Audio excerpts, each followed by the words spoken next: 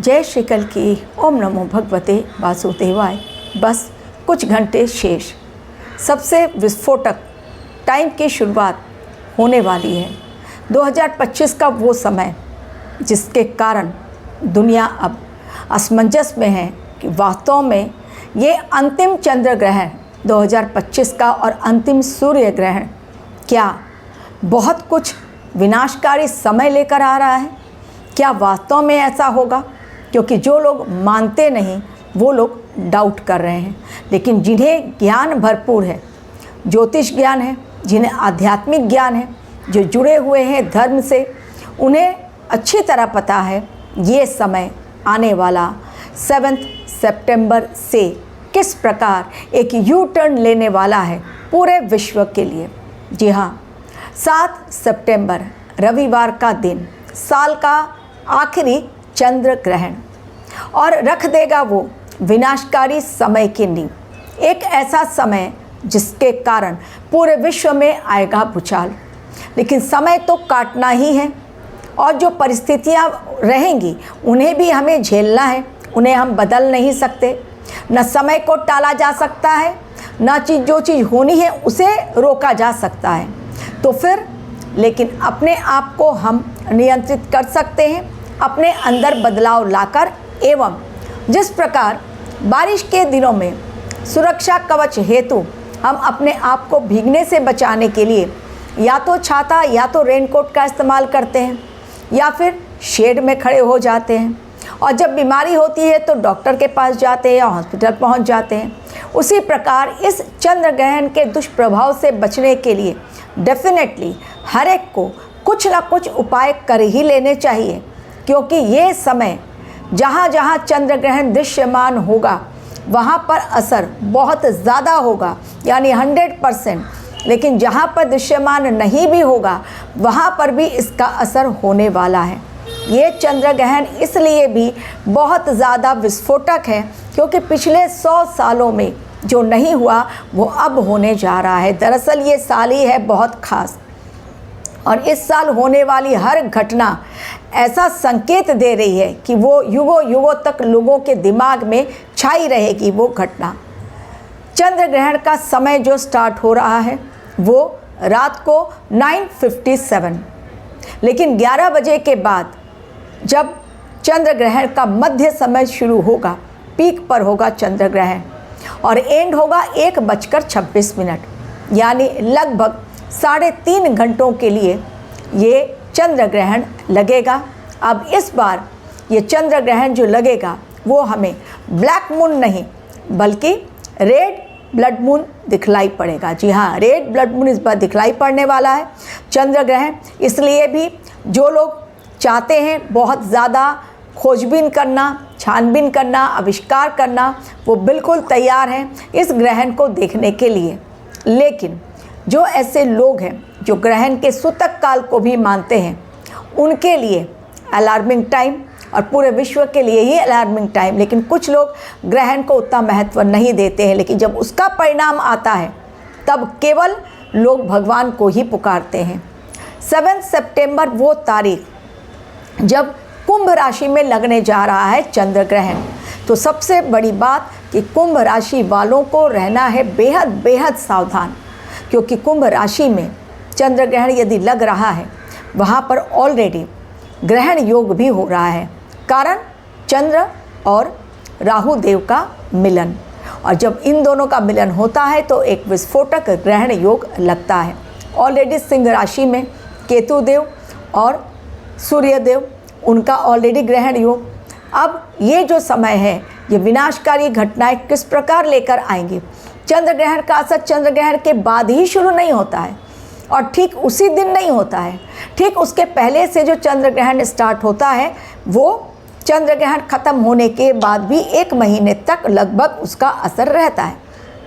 15 से 20 दिन या कभी कभी 30 दिनों तक उसका असर रहता है, लेकिन उसके खतरनाक असर ऑलरेडी चंद्र ग्रहण के दिखने शुरू हो गए।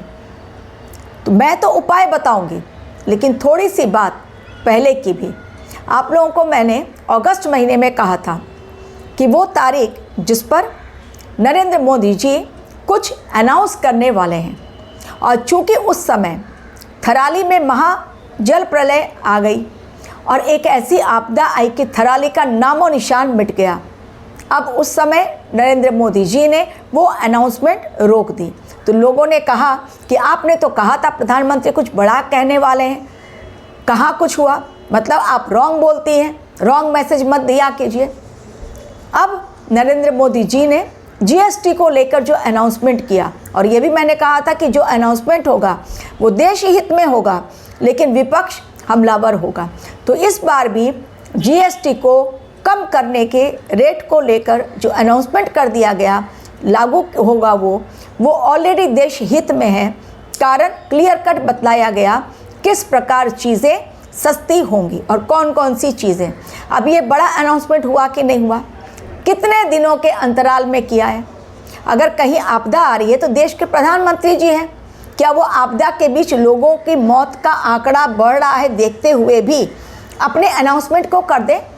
फिर लोग ही उनको कहेंगे कि इनमें ह्यूमैनिटी जरा भी नहीं है। इसलिए जब मैं कुछ कहती हूँ तो वो बहुत अर्थपूर्ण शब्द भी होते हैं, वाक्य भी होते हैं। अगर उस समय भी नहीं घटती है वो घटना तो थोड़े दिन इंतज़ार करें, घटेगी ज़रूर वो घटना। एनालिसिस के तहत मैंने कहा है। अब 7 तारीख को ही पूरी दुनिया में भूकंप, भूचाल, आगजनी और सब कुछ हो जाए ऐसा नहीं है, ऑलरेडी उसका असर दिखना शुरू हो गया है। देखिए किस प्रकार पंजाब में हाहाकार, जम्मू में हाहाकार, हिमाचल प्रदेश, देवभूमि उत्तराखंड, किस तरह से हालात ख़राब होते चले जा रहे हैं। दिल्ली में हालात कितने ख़राब हैं, अब जाकर थोड़ा सा यमुना नदी का पानी नीचे उतरना शुरू हुआ है। तो ये 7 तारीख ले आकर आ रही है बहुत बड़े विनाश का समय, और पूरी दुनिया के लिए अलर्ट। कहीं पर भी किसी को चैन नहीं मिलेगा। घटनाएं कौन सी होंगी ऑलरेडी मैंने आप लोगों के साथ बहुत सारी शेयर की हैं। जब भी चंद्र ग्रहण और सूर्य ग्रहण 15 दिनों के अंतराल में पड़ता है, एक विनाशकारी भूकंप आना तय है ऑलरेडी। और कहाँ पर उसकी संभावना ऑलरेडी मैंने आप लोगों को अपने वीडियो के माध्यम से उन प्लेसेस के नाम भी बतला दिए। तो आज उन प्लेसेस के नाम दोबारा रिपीट नहीं करूँगी, लेकिन साथ ही ये भी कल के वीडियो में, एक दिन पहले के वीडियो में ये भी बतला दिया कि किस प्रकार ये मानसिक असंतुलन लेकर आएगा। कारण चंद्रमा मन का कारक है, तो ऑलरेडी उसके भी असर आपने देख लिए कि बिहार में है, यूपी में है, पश्चिम बंगाल में किस प्रकार हालात, उड़ीसा में हालात बिल्कुल आउट ऑफ कंट्रोल जा रहे हैं। अब उपाय क्या क्या करें?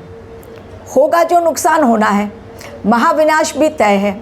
भूकंप, आगजनी, प्लेन क्रैश, लोगों की मृत्यु, जलीय आपदा, धर्म के नाम पर तू मैं, मार काट, गोलियां चलना, लोगों को तकलीफ़ें देना, ये सारी चीज़ें होंगी। लोगों की वाणी बिगड़ैल शब्दों का इस्तेमाल करना, एक दूसरे पर आरोप लगाना, फसलें नष्ट होना, आंदोलन करना, स्ट्राइक करना, प्रोटेस्ट करना, ये सारी चीज़ें तो होती ही रहेंगी। लेकिन इन सब में यदि अपने आप को संतुलित बनाए रखना है, अंतिम युग का अंतिम धर्म युद्ध, तो उपाय नंबर 1, चंद्र ग्रहण के समय सबसे पहली बात कि चंद्र ग्रहण के समय या उसके ठीक थोड़े पहले से, जब सूतक काल हो रहा है उस समय और चंद्र ग्रहण के समय स्पेशली मंत्र जाप अवश्य करें। मंत्र जाप कौन से? भगवान शिव के मंत्र का जाप, क्योंकि चंद्रमा और भगवान शिव का कनेक्शन कितना क्लोज है सबको पता है। इसलिए भगवान शिव के मंत्र का जाप अवश्य करें। चंद्रदेव का भी कोई मंत्र आपको पता है तो वो भी कर लें। श्री हरि के किसी भी रूप के मंत्र का जाप, चाहे वो राम जी हो, चाहे वो नरसिंह भगवान हो, चाहे वो कृष्ण भगवान हो, आप किसी भी रूप के उनके नाम का जप कर लें। लेकिन श्री हरि के भी नाम का जप चलेगा। हनुमान जी का हनुमान चालीसा पढ़ते हैं वो भी अच्छी बात है, लेकिन मंत्र जाप अवश्य करें। कितनी बार आप पूछेंगे? 108 बार यदि करते हैं तो अति उत्तम होगा आपके लिए, ताकि आपकी मानसिक अवस्था असंतुलित ना हो, बिल्कुल बैलेंस्ड वे में आप रहें और अपना बैलेंस ना खोएं इस समय या इसके बाद भी। फर्स्ट मैंने टिप दे दी, क्योंकि आप लोग टिप बहुत पूछते हैं कि आप समस्या बताती है, कभी समाधान नहीं बताती, इसलिए बताना पड़ रहा है। दूसरी टिप, इस समय और इसके पश्चात भी, यानी पितृपक्ष का जितना दिन चलेगा, कृपया करके नॉनवेज से तौबा करें। आप लोग पहले भी खाते होंगे, कहेंगे इसमें क्या बुराई है। पितृपक्ष में हमारे पूर्वज धरती पर आते हैं। बहुत पवित्र वातावरण, उनके आने के पश्चात हमें उनकी ब्लेसिंग्स लेनी है। जितना हम सात्विक रहेंगे, सात्विक जीवन व्यतीत करेंगे, उतना हमारे लिए अच्छा है। पूर्वजों को प्रसन्न कर पाते हैं और उनके प्रति अपनी श्रद्धा सुमन हम अर्पित कर पाते हैं। तो नो नॉनवेज, नो लिकर। आप इस समय किसी भी प्रकार के शराब का सेवन नहीं करें। इसके अलावा नो स्मोकिंग। इसके अलावा आप किसी भी प्रकार का कोई भी तामसिक भोजन यदि ना करेंगे, सात्विक भोजन करेंगे इन दिनों में, यानी चंद्र ग्रहण से स्टार्ट पितृपक्ष और उसके बाद अंतिम दिन सूर्य ग्रहण, तो आपके लिए अच्छा होगा। मन की अवस्था और मानसिक अवस्था भी आपकी सही होगी। इसके अलावा घर में चंद्र ग्रहण से लेकर सूर्य ग्रहण तक लड़ाई झगड़ा करने से बचें। नेगेटिव फोर्सेस के अटैक बहुत ज़्यादा होंगे, इसलिए लड़ाई झगड़ा ना हो, घर में शांति प्रिय माहौल रहे, बहस में ना पड़े, वाद विवाद में इस समय ना उलझें तो ज़्यादा अच्छा रहेगा। घर का वातावरण जितना अच्छा, पॉजिटिव एनर्जी उतनी आप अट्रैक्ट करेंगे। तीसरी बात, इस समय आप अपना आध्यात्मिक विकास कर सकते हैं, यानी अपनी अंतरात्मा के द्वार खोलने के लिए ये अति उत्तम समय है। चंद्र ग्रहण में जुड़ जाइए। आप भगवान का नाम ले सकते हैं। मंदिरों में जाना नहीं है, घर में मंदिर के पट खोलने नहीं है, तो आप एकांत में बैठकर भगवान का नाम लेते हुए उनसे जुड़ने का प्रयास कीजिए। अगला पॉइंट, इस समय किसी भी तरह की किसी के ऊपर भी टीका टिप्पणी करने से बचें, कारण अपना मन भी गंदा होता है। यदि हम दूसरों के लिए भी गलत वाणी बोलते हैं तो अपना भी मन गंदा होता है। इसलिए इस समय टीका टिप्पणी करने से बचें। इस समय ऐसी जगह ना जाएं जहां पर कि नेगेटिव फोर्सेस ज़्यादा रहती हैं। वो कौन सी जगह हैं, आप खुद समझदार हैं, आपको पता होगा किन जगहों पर नहीं जाना चाहिए। चंद्र ग्रहण के पश्चात घर की साफ सफाई अवश्य करें। चंद्र ग्रहण के दिन जब आप स्नान करने जा रहे हैं, गंगा जल के थोड़ी सी बूंदें अपने पानी में मिला लें। यदि गंगा जल नहीं है तो हल्दी के गांठ या हल्दी की एक चुटकी वो भी पानी में मिला लेंगे तो वो भी आपका बहुत पवित्र जल हो जाता है, उससे आप स्नान कर लें। इसके अलावा इस समय नेगेटिव थॉट्स से बचें, क्योंकि इंसान आज बहुत परेशान है। हर दिन कुछ ना कुछ ऐसी घटनाएं हो रही हैं कि हमारी सोच नकारात्मक बन रही है। तो इस समय नकारात्मक सोच से बचें, नकारात्मक सोच मन में न आने दें।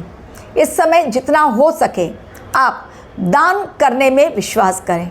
जी हाँ, चंद्र ग्रहण के दिन स्पेशली और पितृपक्ष के दौरान 15 दिनों तक यदि आप कुछ दान कर सकते हैं अपनी हैसियत के मुताबिक, ये नहीं कि आपको सोना चांदी हीरे जवाहरात करने हैं या आपको हज़ारों रुपए आपको कपड़े खरीद के किसी को बांटने हैं, नहीं। आप एक बिस्किट का पैकेट, एक नमकीन का पैकेट, एक ब्रेड का पैकेट, या आप जो आपकी हैसियत हो, थोड़ी सी शक्कर, जो भी आपकी हैसियत हो, आप किसी या कोई फ्रूट किसी बच्चे को, किसी गरीब को, किसी अनाथ को, किसी जो भी हैंडीकैप पर्सन है उनको, वृद्ध पर्सन को यदि आप देते हैं तो ये आपके लिए बहुत अधिक पुण्य का काम करेगा। तो ये कुछ ऐसी बातें हैं जो आज मैंने आपको बताई। एवं इस समय जितने टाइम तक ग्रहण रहेगा उतने टाइम तक, स्पेशली रात को 1:26 को ख़त्म हो जा रहा है और रात को 9:57 को स्टार्ट हो रहा है, तो उतने टाइम आप जग सकते हैं। उतने टाइम जग कर प्रभु का स्मरण कर लें। सोने से बचें, हाँ, क्योंकि वो संडे का दिन है। अब नेक्स्ट डे मंडे तो आप कहेंगे काम पर जाना है, ठीक है, लेकिन जितना समय जग सकते हैं, जब पीक आएगा ग्रहण का तो उस समय स्पेशली जगें।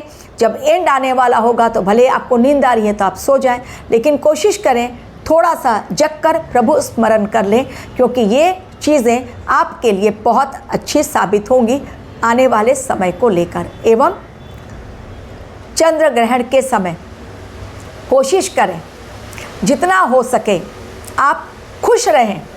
आप जितना खुश रहेंगे आप पॉजिटिव एनर्जी को अपने अंदर और ज़्यादा अट्रैक्ट करेंगे। ये कुछ बातें, कुछ टिप्स, चूँकि वीडियो बड़ा हो रहा है इसलिए मैं स्टॉप कर दे रही हूँ। बाकी बातें आप लोग खुद समझदार हैं, खुद डिसाइड करें। Thank you very much for watching.